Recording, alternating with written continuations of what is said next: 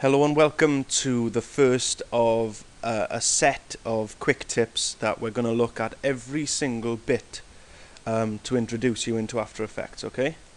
The first part of the interface we're going to be looking at, this is what it looks like when you open it up. Well, actually, it'll probably look something like this. But I like the darkness because it's easier for my eyes to see, but yeah. So this is the outlay that it should look like, the layout when you open up After Effects first. And we're going to be looking at this project window. Now there's nothing in there at the minute, but what it is it's going to be the placeholder for everything that you've got in your composition. And that is, you know, any images, sounds, movies, effects, anything that's inside this composition, even the solids that you use, are going to appear here somewhere. Okay, so first of all we want to pull something in. So I'm gonna there's two ways to do it. Well, there's a few ways actually, but these are the two that are most things. So I can right click, come down to import and click file, but that's not what I do. Okay, you can also click Control and I, and that basically imports anything. Or you can do what I use, and that is just double click. We go into the last file that was imported, which is from Digital Wizardry, which is a free product that I released a couple of weeks ago. You can find that at digitalwizardry.webs.com for the free download, and whatever, I'm not going to go into that too much now. So it's importing the spell, and there it is, it comes up inside our project window.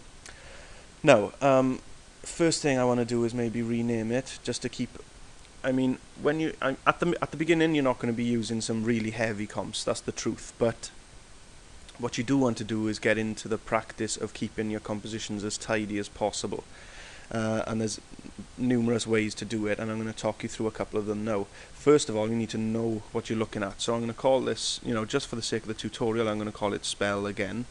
But how I did that is I just clicked on the item, press return or enter, and it highlights, and then I can change it to whatever I want, and then click away. Okay, so if you imagine you were using 10 or 15 different spells, you could call this maybe red spell, or you know, something that sets this spell apart from all the other ones. And that's what that is. Now it keeps all the metadata inside, and basically it just remembers how much you know, the resolution is, so 1280 by 720, the frame rate, and whether it's compressed or not, and that's, you know, it's really helpful to find out things. It gives you the file path as well. So it came from Dan, which is my external hard drive, inside Digital Wizardry, and then blah blah blah. And that's that. Now, if you imagine you are working on quite a heavy project, you're going to have this is going to be full of items, and these little binoculars down here are basically, you can find things and you can search for individual, and I can just type in whatever I wanted to there and then click OK to search. Obviously there's no point now because there's only there's only one item there.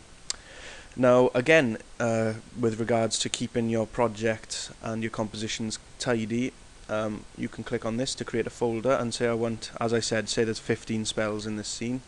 I can create a spell folder and just drag that in, and then I know if I'm looking for a spell, I can just click on here and there'll be 1, 2, 3, 15, you know, in there, and that's fine. You can also change the color, you know, sorry, what am I doing here? That's wrong. Right, okay, whatever. But you can also change the color here to make it easier to see or whatever. So the spells would be maybe an orange color, and then that's nice and easy to find as well. Okay. The next one, I'm going to skip over this one for a minute for now, and we'll go back to that right at the end.